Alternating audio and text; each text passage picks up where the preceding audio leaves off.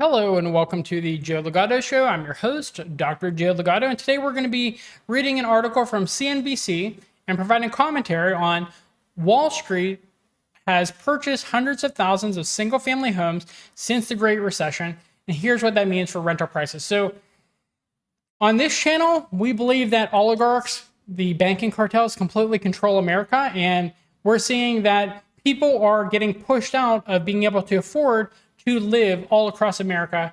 And one aspect of this is they are unable to afford a home to live in. So they're not able to afford a home. They're not able to afford to rent. They're not able to afford food. They're not able to afford a vehicle. Just across the board, things are just not working out for people in America right now. And this article will get into one of those aspects. So to start off with, the article says institutional investors may control 40% of U.S. single-family rentals by 2030, according to MetLife Investment Management. And a group of Washington, D.C. lawmakers say Wall Street needs to back away from the market.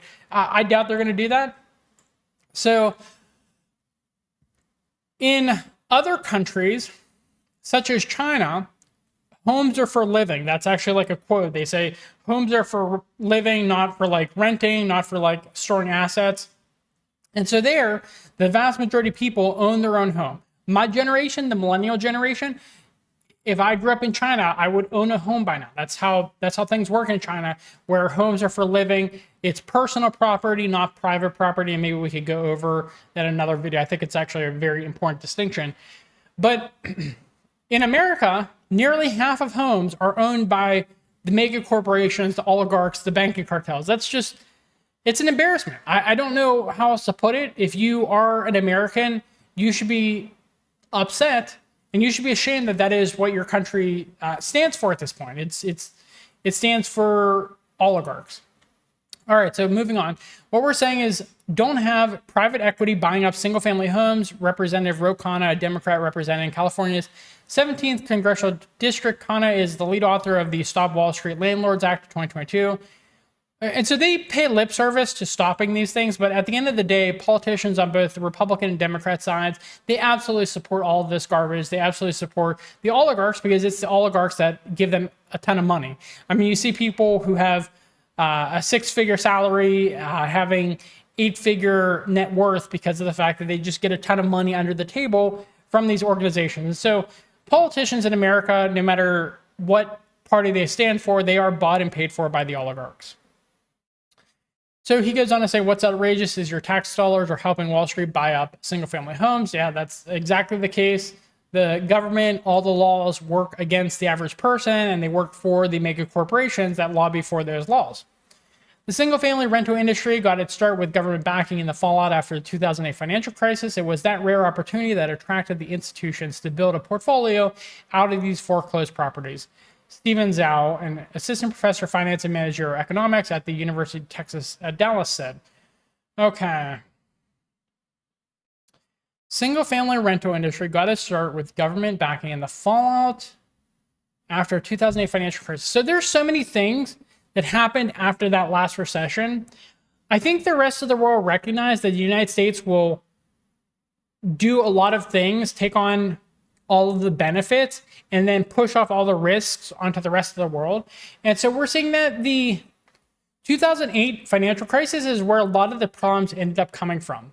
And a lot of the pushback to America ended up coming from that crisis, especially because we believed in something called too big to fail, which is instead of pruning the things that don't work in the economy, we decided that some things just have to work, even if it doesn't work, we'll just prop it up. And so you're not actually fixing the problems during the recession, which is the entire point of a bust part of the boom bust cycle. So just, man, that 2007, 2008 financial crisis, it changed America. I think that is one of the biggest turning points for America. There's a few of them. Once in the early 1970s, another with like maybe the collapse Soviet Union, another with the getting overly involved in military conflicts in the Middle East after 9/11, and then I really say the 2007-2008 financial crisis is another big one. It's the most recent one. Maybe you could even say the pandemic, honestly, but we'll have to come back to that and talk about it a little bit more later.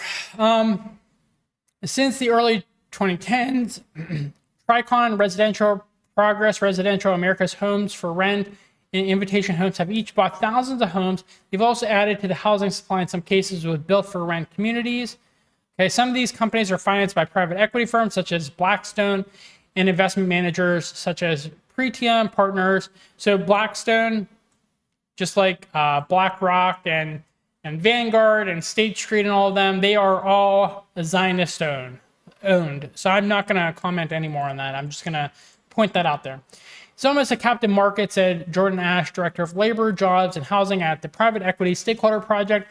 They've been very explicit about how people are shut out of the home buying market and they're going to be perpetual renters. So that's horrific. You can't afford to ever have your own home, and you honestly can't afford to even rent at this point. So what are people supposed to do in America?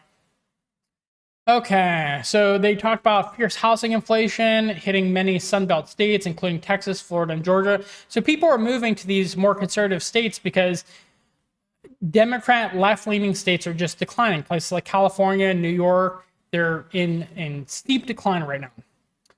And so people are moving there, and these mega corporations are buying up the houses in order to jack up housing and rental prices. The prices in some Sunbelt markets have outpaced national figures for rent inflation, according to research compiled by Zumper for CNBC.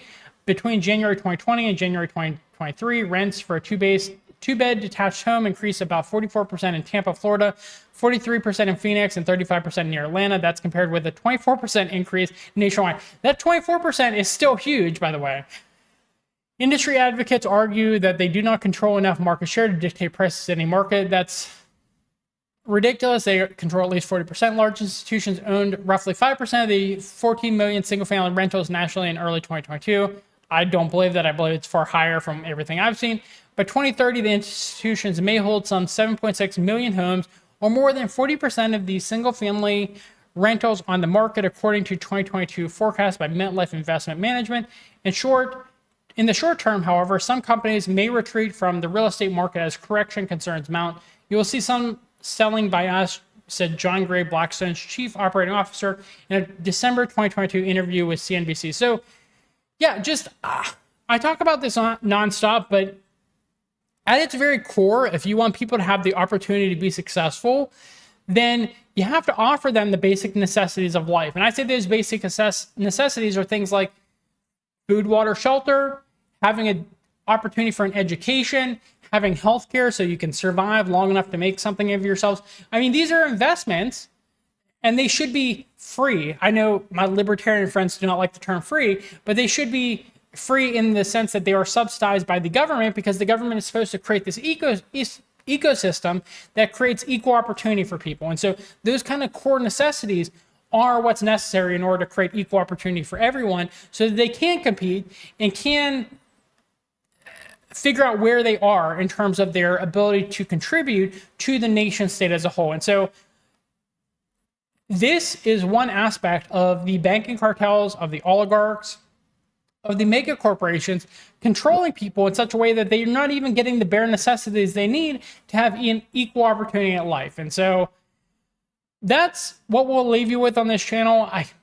I wish we had more optimistic news, because my videos are very much tailored towards a Western audience, particularly an American audience. And it's so sad that a country with so many opportunities, so much potential, is wasting that potential being controlled by the banking cartels. But that's where I'll leave you for today. If you enjoyed this video, please give us a thumbs up. It helps us in the algorithm. Please subscribe to our channel on YouTube and Rumble for more content. We're producing new content every day. Please leave us a comment in the comment box below. Any questions, concerns, critiques you might have. Thank you for watching, and I hope you have a good rest of your day. Bye.